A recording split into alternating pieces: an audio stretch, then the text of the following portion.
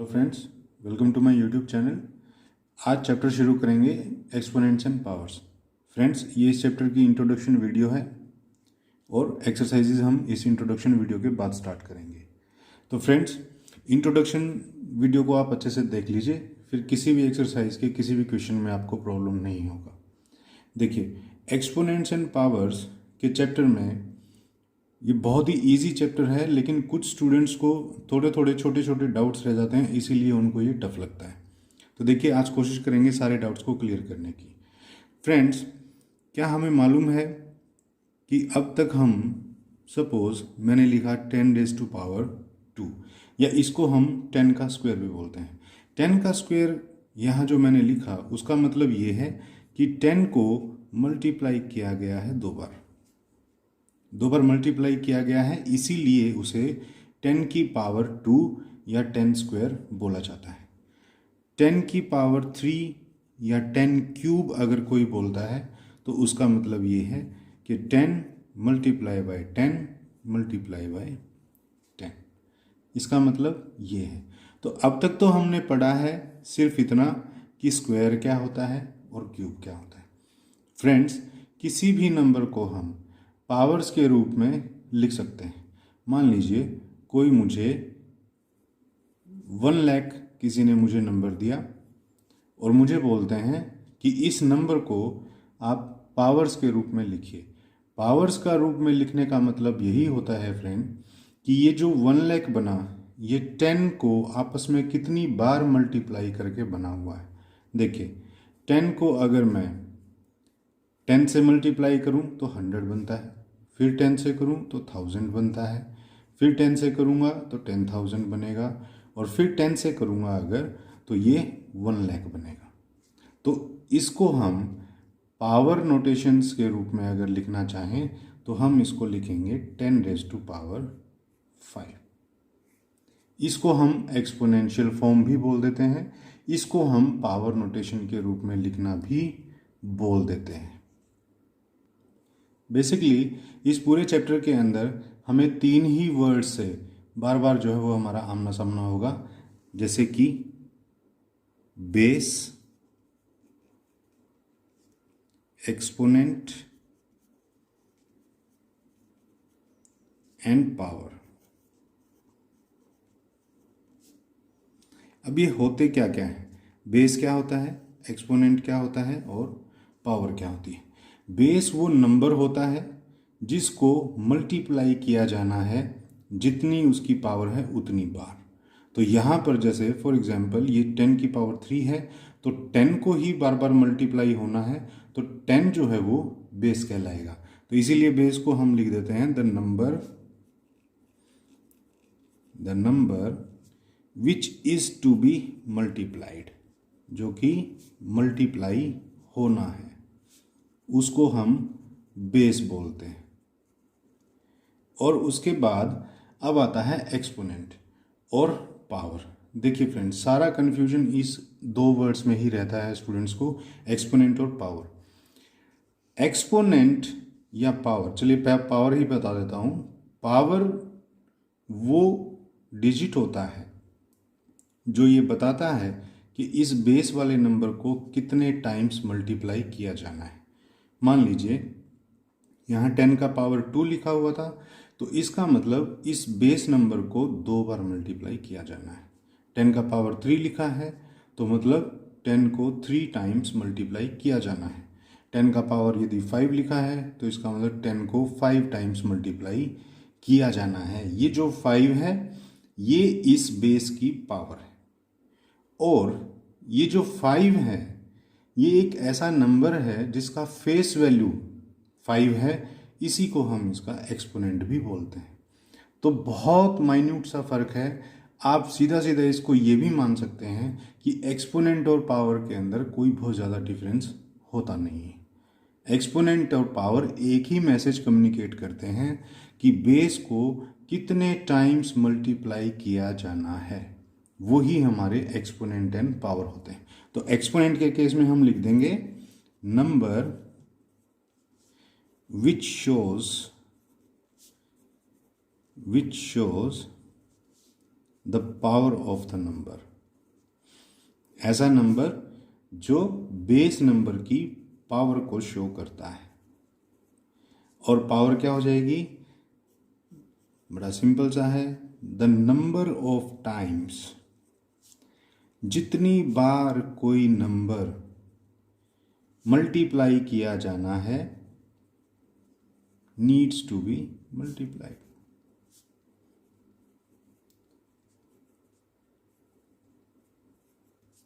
इतना सिंपल सा था। अब इन्हीं से रिलेटेड जो है हमारे कुछ लॉज भी हैं इस चैप्टर के अंदर, वो मैं आपको वन बाय वन वो लॉ आपको समझाता हूँ, तो ज़रा ध्यान से समझिए। तो फ्रेंड्स, लॉज ऑफ एक्सपोनेंट्स के अंदर हमारे पास बेसिकली हम दो तरह की सिचुएशंस लेकर के चलते हैं और उन्हीं दो तरह की सिचुएशन से रिलेटेड ही ये लॉज हैं।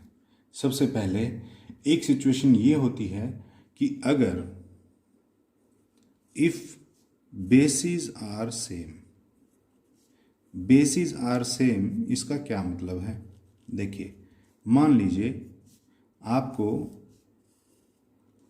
एक नंबर दिया हुआ है 5, इसकी पावर आपको दी हुई है 4 और इसी नंबर को फिर मल्टीप्लाई फिर से किया गया है 5 की पावर लेट सपोज 3 से।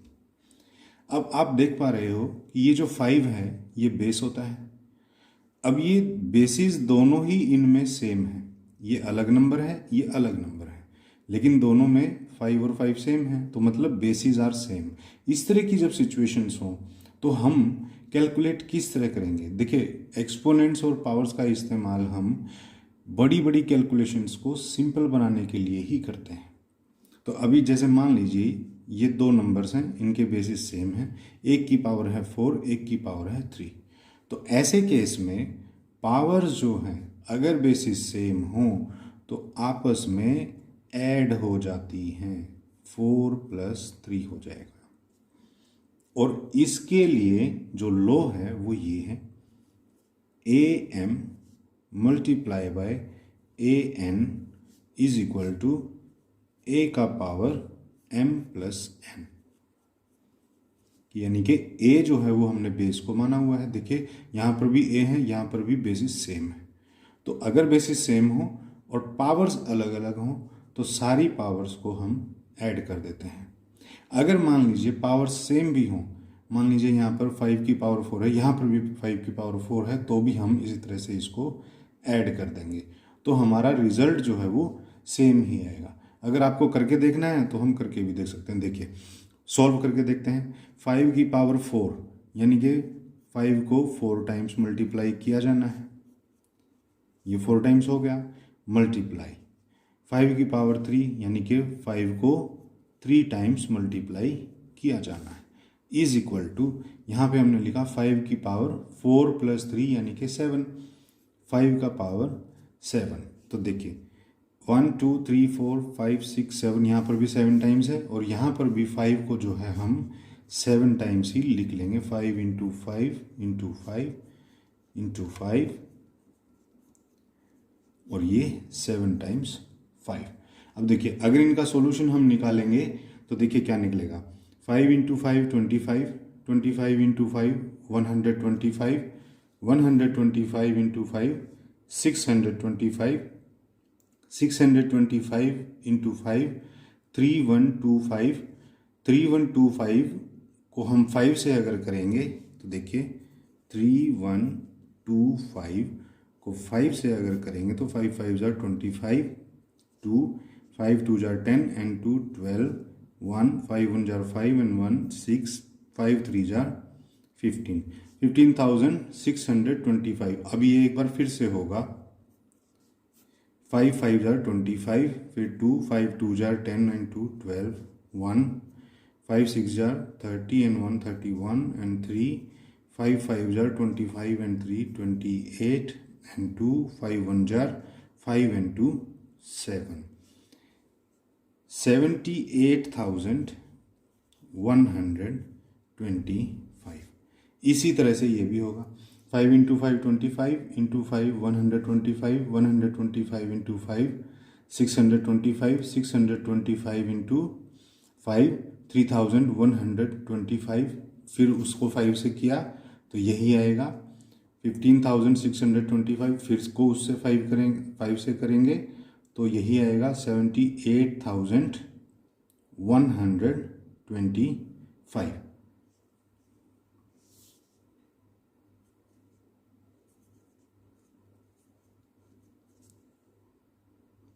तो देखिए फ्रेंड्स, दोनों ही तरीक़ों से हमारी जो वैल्यूज़ हैं वो सेम आ रही हैं। तो इसका मतलब यही है कि बेसिस अगर सेम है तो पावर्स चाहे सेम हो या अलग अलग हो, पावर्स को हम सिंपली ऐड कर सकते हैं।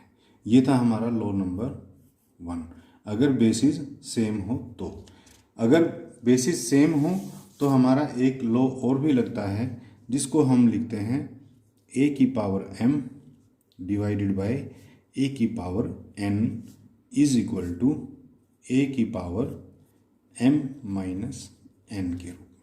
अब इसका क्या मतलब है, मान लीजिए यहाँ पर a की जगह मैं 5 ही रख लेता हूँ और यहाँ m जो है वो है 4 डिवाइडेड बाय, क्योंकि बेसिस सेम है तो 5 ही लेंगे, और यहाँ पर मान लीजिए 2 हो, n जो है वो 2 हो, तो फॉर्मूला ये कहता है कि बेस को आप इस m में से n को माइनस कर दीजिए, यानी m है हमारा 4, इसमें से 2 को हम माइनस कर दें। तो देखिए अगर इसको हम सोल्व करेंगे तो कैसे करेंगे, 5 रेज़ टू पावर 4 होता है 5 into 5 into 5 into 5 divided by 5 की पावर 2, डिवाइडेड बाय है तो डिवाइड करेंगे, 5 की पावर 2 यानी 5 इंटू 5 इज इक्वल टू ये 5 ऐसे, और 4 माइनस 2 क्या होगा 2, तो यानी कि 5 की पावर 2। इस 5 की पावर 2 को हम 5 इंटू 5 लिख सकते हैं। तो देखिए इधर लेफ्ट हैंड साइड में 5 से 5 कट गया, 5 से 5 कट गया, तो यहाँ पर बचा क्या 5 इंटू 5 ही बचा। तो 5 इंटू 5 होता है 25, और यहाँ पर भी 5 इंटू 5 25। इसीलिए अगर बेसिस सेम हो और पावर्स डिवीजन में हो तो पावर्स जो है वो सब्ट्रैक्ट हो जाती हैं। एक ही बेस को लेकर के पावर्स को सब्ट्रैक्ट कर दीजिए तो वो आंसर हमारा सेम ही आएगा। इससे होगा ये कि हमारी कैलकुलेशन जो है वो काफ़ी छोटी हो जाएगी। और उसके बाद है फ्रेंड इसमें लॉ नंबर 3। लॉ नंबर 3 ये कहता है कि बेस है, उसकी एक पावर कोई दे रखी है और उसका भी कोई पावर अगर हमें दे रखा हो तो इसको हम सीधा बेस लेकर और पावर्स को सीधा मल्टीप्लाई ही कर लेंगे, m इंटू n हो जाएगा ये। देखिए इसको हम एग्जाम्पल से सॉल्व भी करके देख सकते हैं। मान लीजिए बेस था हमारा 5 और उसकी पावर आपको दे रखी थी इसने 2। अब उसकी पावर भी मान लीजिए इसने आपको 2 दे दिया है, तो देखिए क्या होगा, फॉर्मूले के अकॉर्डिंग इस 5 की पावर हम 2 मल्टीप्लाई बाय 2 कर देंगे, 2 मल्टीप्लाई बाय 2। तो देखिए यहाँ पर पहले मैं इसको सॉल्व करके देखता हूँ। 5 का स्क्वायर क्या होता है 25, 25 का भी ऊपर स्क्वायर था, इज इक्वल टू 5 की पावर 2 इंटू 2 यानी कि 5 की पावर 4। 5 की पावर 4 का मतलब है कि 5 को 4 बार मल्टीप्लाई किया जाना है। तो देखिए 25 का स्क्वायर यहाँ हमारा बनता है 25 इंटू 25 625, और यहाँ पर भी 5 इंटू 5 25, 25 इंटू 5 125, 125 इंटू 5 625। तो आंसर दोनों ही केसेस में सिमिलर आता है। तो फ्रेंड्स हमारा बेस की ऊपर कोई पावर हो और उसकी भी होल पावर अगर कोई मल्टीप्लिकेशन में है तो सीधा हम बेस लेंगे और दोनों ही पावर्स को आपस में मल्टीप्लाई कर देंगे। इससे हमारी कैलकुलेशन और इजी हो जाएगी। तो फ्रेंड ये जो 3 लॉस थे ये तो थे जब बेसिस सेम हो। यहाँ पर भी देखिए 5 था 5 था, यहाँ पर भी एक ही बेस है, उसकी पावर्स अलग अलग थी। अब हमारा जो नेक्स्ट केसेस आएंगे वो होंगे जब बेसिस अलग होंगे। तो देखिए फ्रेंड दूसरा केस मैंने आपको बताया व्हेन बेसिस आर डिफरेंट, जब बेसिस अलग अलग हो। फॉर एग्जांपल इसके अंदर हमारा एक लॉ लगता है a की power m multiply by b की power m is equal to a into B का होल पावर m। ये इस तरह से बनता है। देखिए बेसिस यहाँ पर अलग अलग है, यहाँ पर बेस a है, यहाँ पर बेस b है। हाँ, पावर दोनों की सेम है। इससे पहले वाले केसेस में क्या था, बेसिस सेम थे, पावर्स अलग थी। यहाँ पर बेसिस अलग हैं, पावर सेम है। तो जहाँ पर बेसिस अलग हो, पावर सेम हो, तो वहाँ पर क्या करना है, सीधा बेसिस को मल्टीप्लाई कर देना है और इन दोनों में से किसी एक पावर को आपको लिख देना है। कभी कभी ऐसा भी हो सकता है कि a की पावर m, b की पावर m, c की पावर m, d की पावर m, इस तरह से बेसिस अलग अलग बहुत सारे हो सकते हैं, लेकिन उनकी पावर सबकी सेम है अगर, तो हमें ऐसे ही करना है, सारे बेसिस को आपस में मल्टीप्लाई करके उनकी पावर एक कॉमन ले लेनी है। इसको हम एक एग्जांपल से देख लीजिए, सोल्व करके देख लेते हैं। मान लीजिए यहाँ पर 5 की पावर 3 हो और बेस जो है वो अलग हो, मान लीजिए 3 की पावर है यहाँ और वो है मान लीजिए 3, क्योंकि ऊपर पावर सेम रखनी है हमको, ऊपर भी 3 रहेगा। तो फॉर्मूला के अकॉर्डिंग हमको ये बोला जा रहा है कि 5 को 3 से मल्टीप्लाई कर लीजिए, बेसिस को मल्टीप्लाई कर लीजिए और उनकी एक पावर यहाँ कॉमन ले लीजिए।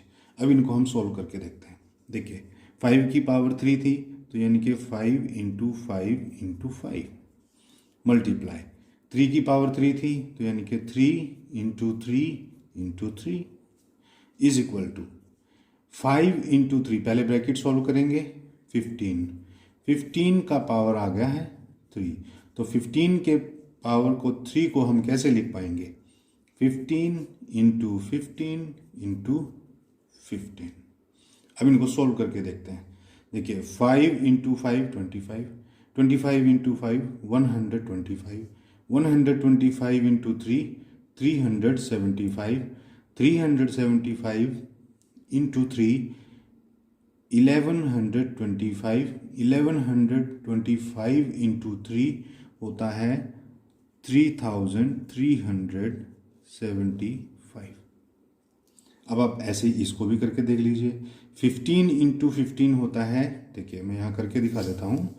15 को 15 से करेंगे तो 5 5 jar 25, 2 5 1 jar 5 and 2 75, 1 5 1 1, 5 7 and 5 12 and 1 2 2 5। अब इसको फिर से 15 से कर लीजिए। 5 5 jar 25, 2 5 2 jar 10 and 2 12, 1 5 2 jar 10 and 1 11, 1 5 jar 5, 1 2 jar 2, 1 2 jar 2, 5 2 and 5 7, 1 and 2 3, 1 and 2 3। ये देखिए 3375, 3375 ही इसमें हमारा आ रहा है। तो देखिए ये वैल्यू भी सेम है और ये वैल्यू भी सेम है। इसका मतलब ये है कि ये लो हमारा बिल्कुल ठीक है कि अगर हमारे बेसिस अलग हों, पावर सेम हो, तो बेसिस को सिंपली मल्टीप्लाई कर दीजिए और उसका एक कॉमन पावर लेकर के उसको हम आगे सॉल्व कर देंगे, तो हमारा आंसर सेम ही आएगा।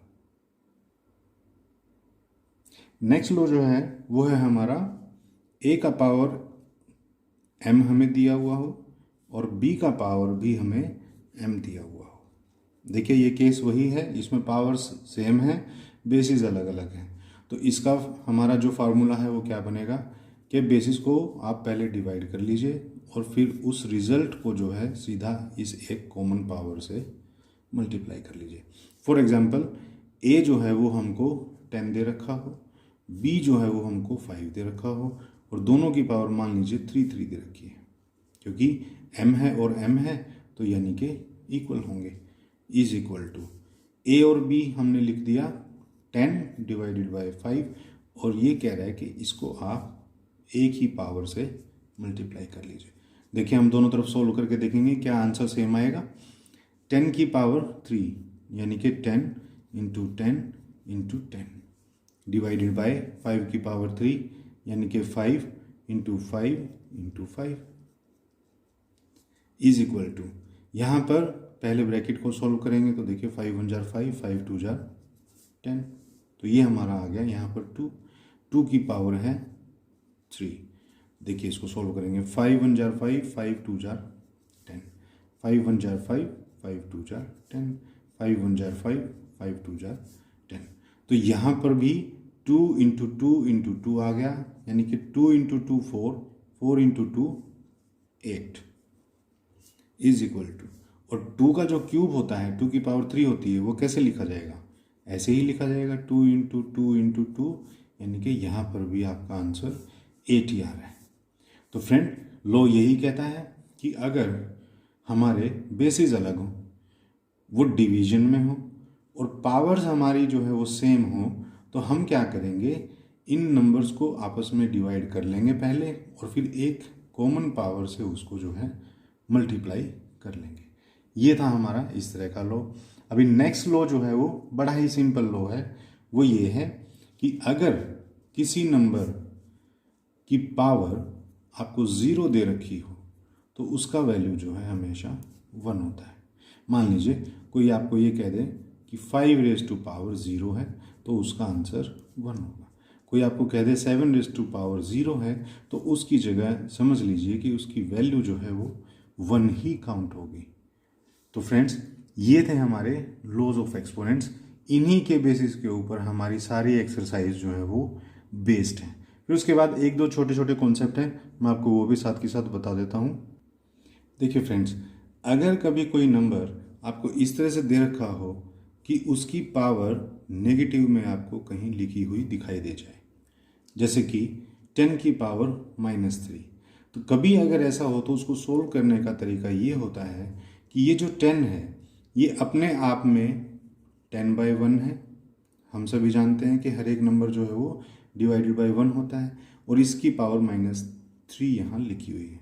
तो हम करते ये हैं कि इस 10/1 को उल्टा करके 1/10 लिख देंगे और इसकी पावर को कर देंगे पॉजिटिव। बस हमें इतना ही करना है, हम इसकी पावर को पॉजिटिव इस तरह से बना देंगे।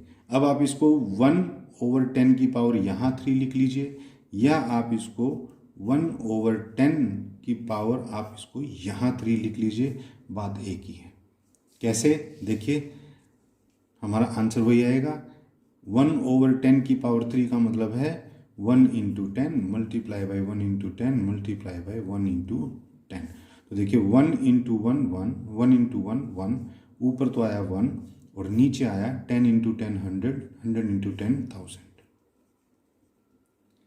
और यहाँ पर भी जो है ये जो 10 की पावर -3 थी, इसका मतलब यही था कि 1/1000। माइनस के बाद जो भी नंबर है आप समझ लीजिए वो उतनी ही जीरो से डिवाइडेड होता है। यही है हमारा निगेटिव पावर का कॉन्सेप्ट। उसके बाद आपसे इस तरह से पूछ सकता है कि कोई आपको नंबर दे देंगे, सपोज आपको नंबर दे दिया 30,000, अब वो आपसे बोलेंगे कि इनको स्टैंडर्ड फॉर्म में लिखिए। स्टैंडर्ड फॉर्म में लिखने का मतलब ही सिर्फ ये है कि इसको आप पावर्स या एक्सपोनेंट्स के रूप में लिखिए। तो हम कैसे लिख सकते हैं, 1 2 3 4, पीछे 4 जीरोस हैं, इसका मतलब क्या है कि 3 को मल्टीप्लाई किया गया है 10,000 से, 10,000 से ही मल्टीप्लाई किया गया है। तो इसको हम कैसे लिख सकते हैं, 3 को तो हम 3 के रूप में ही लिखेंगे, मल्टीप्लाई 10,000 को क्या हम 10 की पावर 4 लिख सकते हैं, बिल्कुल लिख सकते हैं। 10 की पावर 4 का मतलब ही ये है 10 इंटू 10 इंटू 10 इंटू 10, यानी कि 10 इंटू 10 100, 100 इंटू 10,000, 1000 इंटू 10 10,000। तो बस यही है इसका स्टैंडर्ड फॉर्म। या इस क्वेश्चन को ये भी पूछ करके लिख देते हैं कि right this number in the exponential form. Exponential form में लिखने का भी तरीका हमारा यही होता है। बेसिकली वो हमसे ये जानना चाहते हैं कि ये जो नंबर है इसको अगर हम पावर्स के रूप में लिखेंगे तो एक्सपोनेंट की वैल्यू हमारी क्या आएगी, इस तरह से। ये हमारा 4 है, ये हमारा एक्सपोनेंट। तो फ्रेंड तो फ्रेंड एक तरह का क्वेश्चन हमारा और आ सकता है जिसमें हमसे ये पूछ सकता है कि कोई हमको एक नंबर दे दिया जाएगा और उसको बोल देंगे कि इसको इसकी एक्सपेंडेड फॉर्म में लिखिए।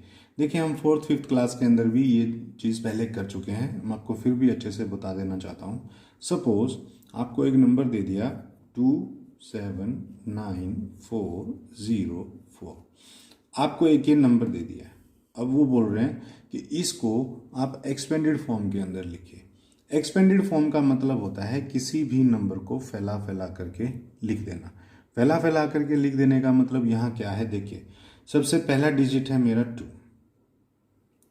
अगर मैं इसके बाद 1 2 3 4 5 है तो 5 zeros लगा दीजिए। Ones, tens, hundreds, thousand, 10,000 and lakh. Number है ये मेरा 2,79,404। तो ये नंबर मेरा बन गया 2 लाख। अब 2 हमारा हो गया है कवर। अब हम आ जाते हैं 7 पर।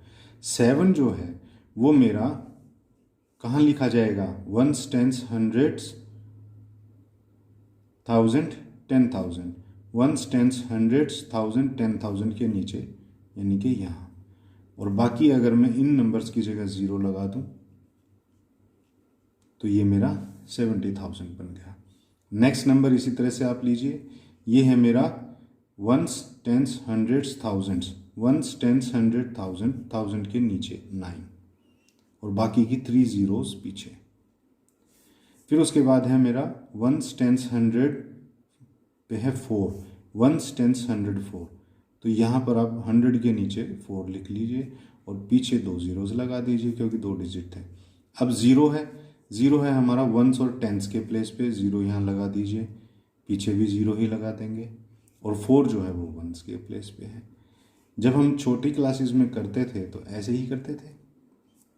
देखिए 2,70,404।